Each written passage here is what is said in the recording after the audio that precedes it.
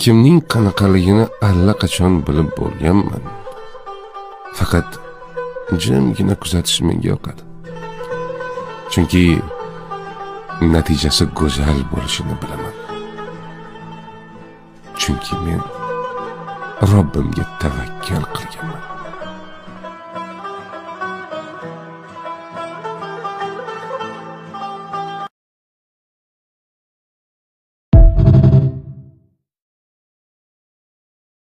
Kimning qanaqaligini allaqachon bilib bo'lganman. Faqat jimgina kuzatish menga yoqadi. Chunki natijasi go'zal bo'lishini bilaman. Chunki men Robbimga tavakkal qilganman.